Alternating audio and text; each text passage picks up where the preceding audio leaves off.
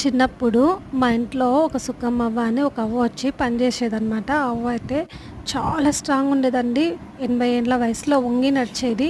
కానీ అవ్వ అయితే ఎంత పని చేసినా అస్సలు అలసిపోయేది కాదు. అవ్వ ఫుడ్ సీక్రెట్ ఏందంటే సద్దన్నం అనమాట. అవ్వ ఇట్లా తినేది. ఫస్ట్ అయితే అన్నం అయితే ఒక కుండలో ఏసుకునేది. ఇట్లా కుండలో అన్నం అయితే నేను వేడన్నం ఏస్తున్నా అనమాట. అవ్వ రాత్రి అన్నం కూడా ఏసుకునేదనమాట. ఇలా అన్నం అయితే వేసుకొని ఫస్ట్ అయితే ఇందులో వాటర్ అయితే వేసుకుంటుండే. వాటర్ వేసుకున్న తర్వాత పెరుగు అండి. నేనైతే అవ్వ అయితే పెరిగేసుకునేది, నేను కూడా పెరిగేసానమాట. ఇది కొంచెం పుల్లని పెరిగే తీసుకున్నాను టేస్ట్ బాగుండాలని చెప్పి. ఇప్పుడు ఈ అన్నం అయితే ఈ వాటర్ ఈ పెరుగు అంతా కలిసేటట్లు బాగా కలుపుకునేది.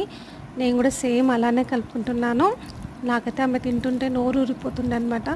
నాకు కూడా ఏదో ఒకరోజు ఇట్లా చేసుకొని తినాలని చాలా ఆశ ఉండదండి. అప్పుడు కుదరలేదు. ఇన్ని ఇయర్స్ తర్వాత ఇప్పుడు చేసుకుంటున్నాను గుర్తొచ్చి. ఇట్లా బాగా కలుపుకుంటుండే. నేను కూడా సేమ్ అట్లే కలిపిన.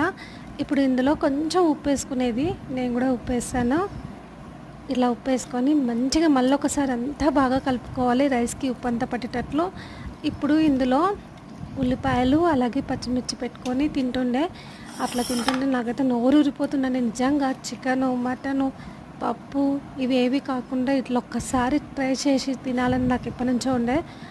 ఎప్పుడు కుదరలే అండి ఇన్నేళ్ళ నుంచి.